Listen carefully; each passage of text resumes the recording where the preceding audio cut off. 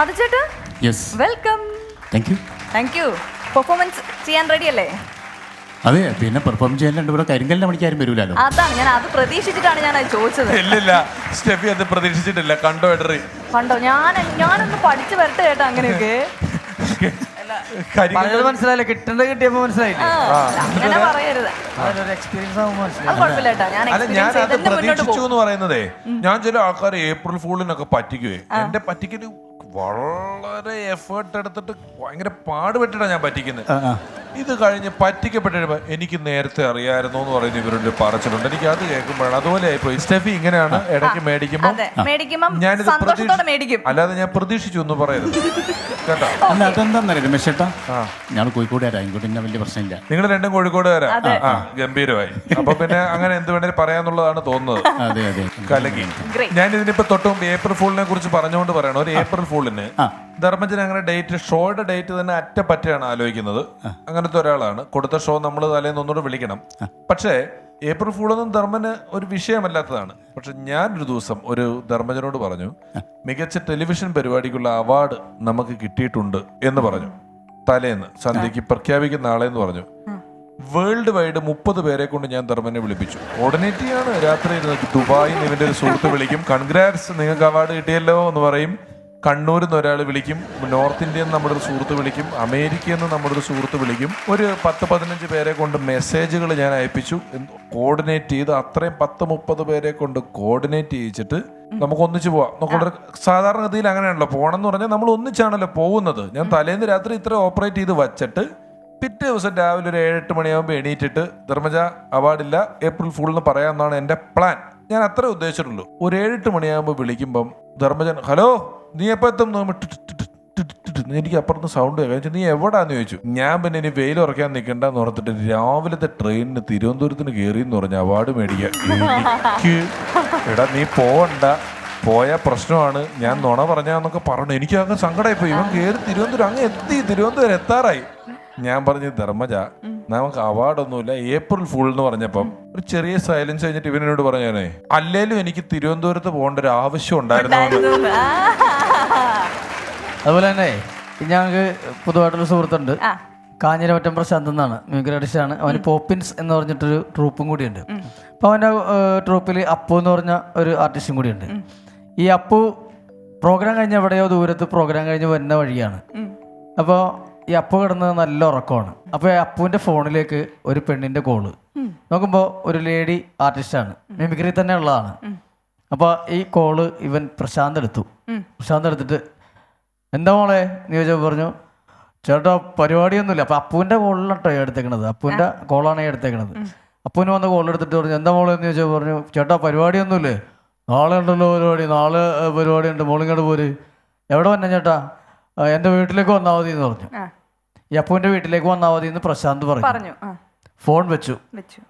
ഈ അപ്പു എന്ന് പറഞ്ഞ ആർട്ടിസ്റ്റ് നേരം വെളുത്ത് കല്യാണമൊക്കെ കഴിഞ്ഞ ആളാ. പുള്ളി നേരം വെളുത്ത് എണീറ്റപ്പോൾ ഈ ലേഡി ആർട്ടിസ്റ്റ് ഒരു ബാഗും ഒക്കെ തൂക്കി വീടിൻ്റെ വാതിക്കലോ നിൽക്കുക. ഇവൻ്റെ വൈഫ് ചോദിച്ചു ആരാന്ന് ചോദിച്ചപ്പോൾ ഞാൻ ഇന്ന ആളാണ്, ഇന്ന ആർട്ടിസ്റ്റാണ്, ഇന്ന് പരിപാടി ഉണ്ട്, ചേട്ടൻ പറഞ്ഞു വരാൻ പറഞ്ഞിട്ടുണ്ടെന്ന് പറഞ്ഞു. എന്ന് പറഞ്ഞിട്ട് വേഗം വീടിൻ്റെ അകത്തേക്ക് കയറിയിട്ട് ഡോ എണീക്കണോ, തന്നെ അന്വേഷിച്ചൊരു പെണ്ണ് വന്ന് വീടിൻ്റെ വാതിക്കലേക്കണമെന്ന് പറഞ്ഞ് വിളിച്ചെണീപ്പിച്ച് ഇയാളെ നോക്കിയപ്പോൾ ശരിയാണ്. നോക്കിയപ്പോൾ ഈ ആർട്ടിസ്റ്റാണ്. എന്ത് ചെയ്യണമെന്ന് അറിയാൻ പറഞ്ഞിട്ട് പെട്ടെന്ന് തന്നെ കുളിച്ച് കയറിയിരിക്കുന്നൊക്കെ പറഞ്ഞ് വിറച്ച് ഈ പെണ്ണുമുള്ളിനെ പേടിച്ച് വിറച്ച് പുള്ളി അപ്പം തന്നെ പോയി കുളിച്ച് റെഡിയായിട്ട് വന്നു.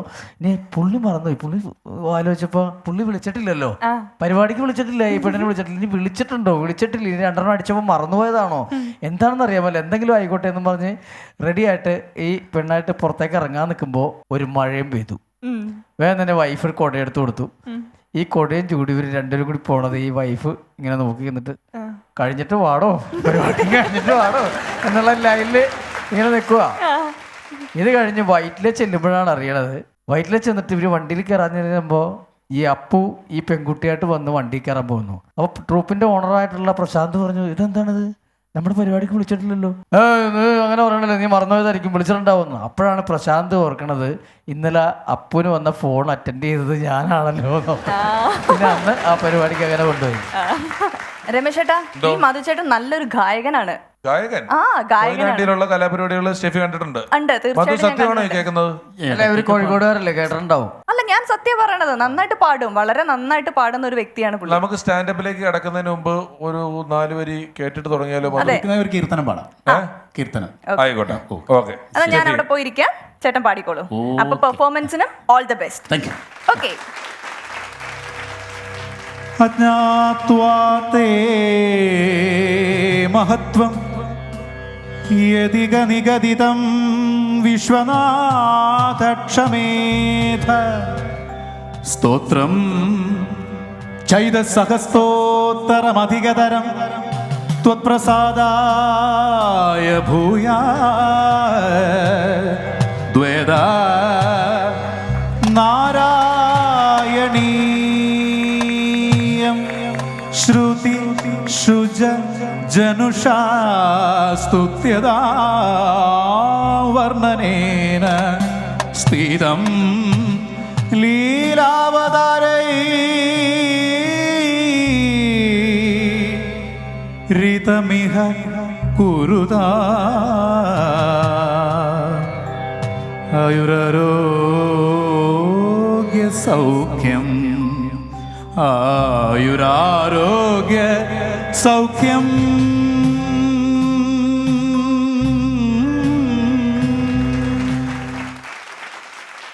മധുലാൽ സൂപ്പറായിട്ട് ആലപിച്ചു കേട്ടോ. നന്നായിട്ടുണ്ട്. നീ അടുത്ത പെർഫോമൻസ് അങ്ങോട്ട് തുടങ്ങിക്കോ. ഓക്കെ. നമസ്കാരം. മധു കൊയിലാണ്ടി, കോഴിക്കോട് ജില്ലയിൽ കൊയിലാണ്ടി സ്വദേശിയാണ്. പക്ഷെ എനിക്ക് ഈ കയ്യടി പോരാ തുടങ്ങണമെങ്കിൽ ആരെങ്കിലും ഓക്കെ, അങ്ങനെ ആരെങ്കിലും കയ്യിൽ പൂവുണ്ടോ ആരെങ്കിലും ഒരു എന്തെങ്കിലും മുല്ലപ്പൂ അങ്ങനെ ഉണ്ടോ കയ്യിൽ? എന്തിനാണ്? അതിൽ ഒരു പൂവില്ലെങ്കിൽ എനിക്ക് തുടങ്ങാൻ കഴിയില്ല, പെർഫോം ചെയ്യാൻ കഴിയില്ല. ചവിട്ടിൽ വെക്കാനായിട്ടാണോ? അല്ലെങ്കിൽ വേണ്ട, തൽക്കാലം ഒരു കാര്യം ചെയ്യാം, ഒരു പൂന്തോട്ടം ഉണ്ടാക്കി തന്നാൽ മതി. ഞാൻ പറയുന്നത് പോലെ ചെയ്താൽ ഇവിടെ ഒരു പൂന്തോട്ടം ഉണ്ടാവും. ആ പൂന്തോട്ടത്തിൽ നിന്ന് എനിക്ക് തുടങ്ങാം. നിങ്ങളെല്ലാവരും ഞാൻ ഓക്കെ സ്റ്റാർട്ട് എത്തുമ്പോൾ 2 കൈകളൊന്നും ഇങ്ങനെ പൊക്കുക, എനിക്ക് അഭിമുഖമായിട്ട്. Okay, ready? Okay, start. ഇതാ നല്ലൊരു പൂന്തോട്ടം വിരിഞ്ഞിട്ടുണ്ട്. ഒരു ചെറിയ ഇളക്കം കൊടുക്ക്, ചെറിയൊരു കാറ്റടിക്കുന്നുണ്ട്, ചെറിയൊരു ഇളക്കം. പൂക്കൾക്ക് അങ്ങ് ഇളക്കിയൂടപ്പാ പൊടിക്കൊന്നും വേണ്ട, അങ്ങനെ കയ്യാൽ പിടിച്ചോണ്ടില്ല. ഒന്ന് അങ്ങോട്ടും ഇങ്ങോട്ടും ചെറുങ്ങനെ അങ്ങോട്ടും ഇങ്ങോട്ടും കാറ്റുകൾ. ആഹാഹാ മനോഹരമായ സൂര്യകാന്തി പൂക്കൾ വിടർന്നിട്ടുണ്ട്. ഇതിന്റെ പോലെ എനിക്ക് തുടങ്ങാം, ഈ പൂന്തോട്ടത്തിൽ നിന്ന് തുടങ്ങാം. ഓക്കെ. അപ്പൊ എന്തായാലും ഞങ്ങളൊക്കെ ഷോയ്ക്ക് പോയി കഴിയുമ്പോ ഷോ കഴിഞ്ഞിട്ടാ പൂന്തോട്ടം വിരിയുന്നത്. ഒന്നും ചെയ്യരുത് അങ്ങനെയാണ്. ഇത് നിങ്ങൾ തുടങ്ങുകയല്ലേ, തുടങ്ങിക്കോ. ഓക്കെ. അപ്പോൾ എല്ലാവർക്കും നമസ്കാരം ഒരിക്കൽ കൂടെ. പണ്ടൊക്കെ എന്ന് വെച്ചിട്ടുണ്ടെങ്കിൽ ഗാനമേളയ്ക്ക് ഒരു അനൗൺസർ ഉണ്ടാവും. അനൗൺസർ ഇല്ലാണ്ടൊന്നും പൊതുവെ ഗാനമേളയ്ക്ക് പോകില്ല.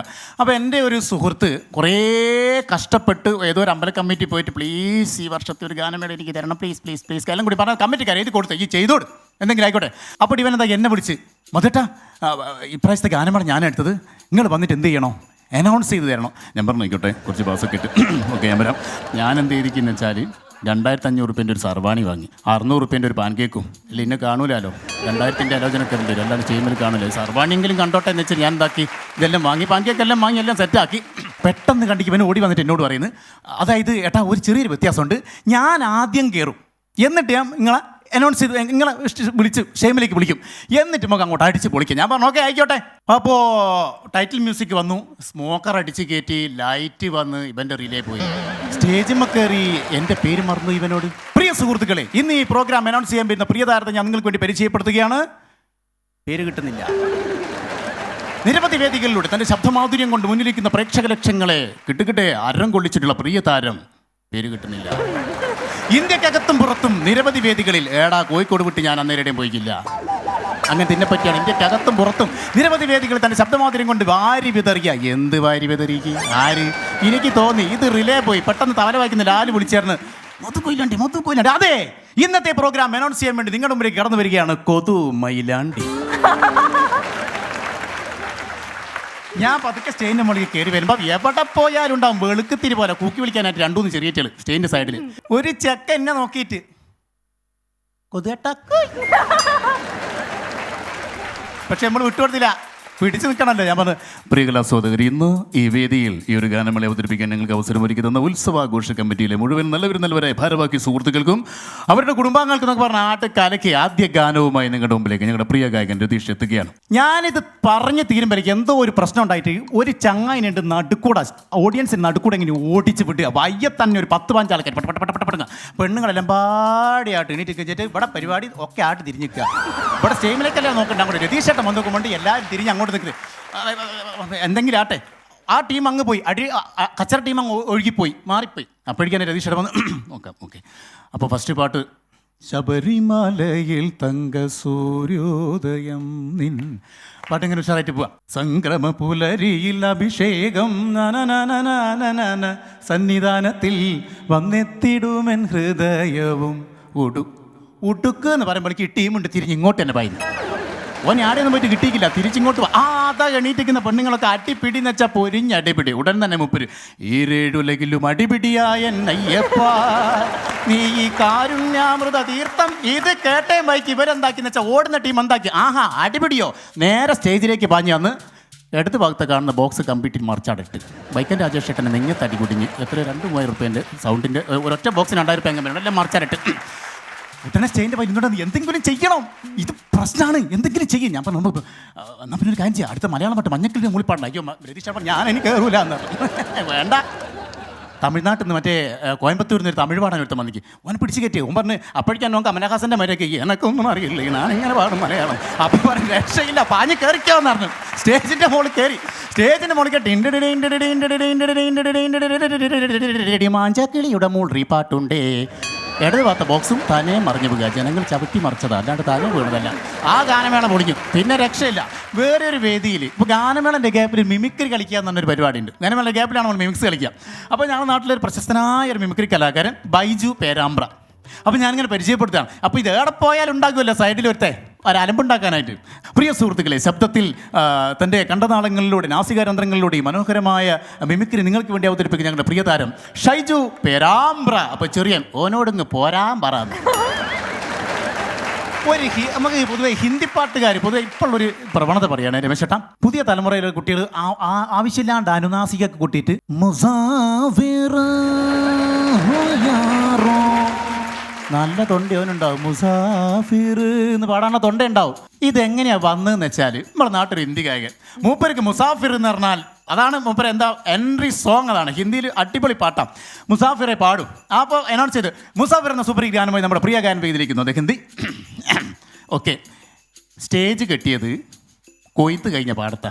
ലൈറ്റ് ഇട്ടുമ്പോഴേക്ക് സ്റ്റേജിൻ്റെ മുകളിൽ ആളുകൾക്ക് നിൽക്കാൻ അത്രയും സ്ഥലമില്ലാണ്ട് കംപ്ലീറ്റ് ഊറ പാറ്റ എലി എല്ലാ സാധനമുണ്ട്. മുസാഫിർ എന്ന് തുടങ്ങിയാൽ പറഞ്ഞ് പാറ്റ നേരെ വന്ന് മൂപ്പര് അണ്ണാക്കിലേക്ക് കട്ടുപോയി. ഓഡിയൻസ് അല്ലേ മുമ്പിൽ, പാട്ട് കൊളായി പോകല്ലോ. മൂപ്പര് പാടി മുസാഫിർ പിന്നെ മൂപ്പർക്ക് പേടിയട്ടി. എന്താണ് ഇതിൻ്റെ എന്തെങ്കിലും അണുക്കളങ്ങാൻ തൊണ്ടയിൽ പോയ വേറെ മാരകരോഗം വരും. ഉടൻ തന്നെ മൂപ്പര് ആത്മാർത്ഥത ഒഴിവാക്കി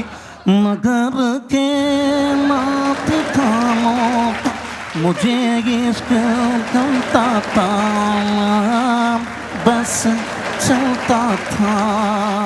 അതിനുശേഷം പുതിയ തലമുറയിലെ കുട്ടികൾ വിചാരിച്ച് ഇങ്ങനെയായി പാട്ടുന്നത്. അതുകൊണ്ടാണ് ഇപ്പം എല്ലാവരും മുക്കൊണ്ട് പാടാൻ തുടങ്ങിയത്. അത് ചെറിയൊരു കണ്ടുപിടുത്തം മാത്രം, എൻ്റെ കണ്ടുപിടുത്തം കൈയടിച്ചു. മധുചേട്ടാ ഗംഭീരമായിട്ടുണ്ട്. രമേശ് ചേട്ടാ പൊതുവെ ഗംഭീരമായിരുന്നു. പിന്നെ സ്റ്റേജിലെ കുറേ തമാശകൾ, ഗാനമേളയുടെ അടിപിടിയും കാര്യങ്ങളൊക്കെ വളരെ ഗംഭീരമായിട്ട് ചെയ്തു. മൂക്കുകൊണ്ട് അനുനാസിക മൂക്കുപയോഗിച്ച് പാടുന്ന ആൾക്കാരുണ്ടല്ലോ, അപ്പൊ അവർക്ക് ലോട്ടറി അടിച്ച പോലെ ജലദോഷം കൂടെ വരുന്നത്. ചില ആൾക്കാർക്ക് മൂക്കെടുക്കാൻ പാടുള്ളവർക്ക് ഡിസംബർ മാസത്തിൽ രാത്രി പരിപാടി കഴിഞ്ഞ് തണുപ്പടിച്ചിട്ട് ജലദോഷം കൂടെ വരും. അപ്പൊ ജലദോഷമുള്ള എൻ്റെ ഒരു കൂട്ടുകാരൻ ഫനയിലെ പാട്ടില്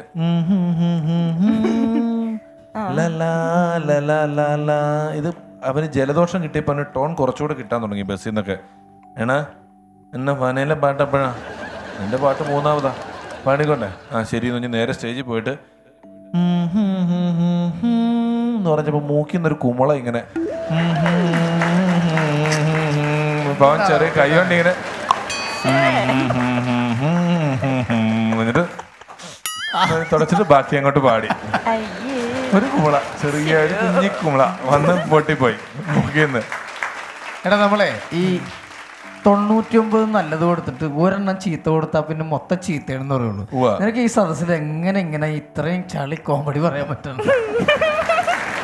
എടാ 99 നല്ല ഗസ്റ്റുകളെ വിളിച്ചിട്ട് നിന്നെ നമ്മൾ ഗസ്റ്റായിട്ട് വിളിച്ചില്ലേ, അപ്പൊ ആൾക്കാര് ക്ഷമിച്ചോളും.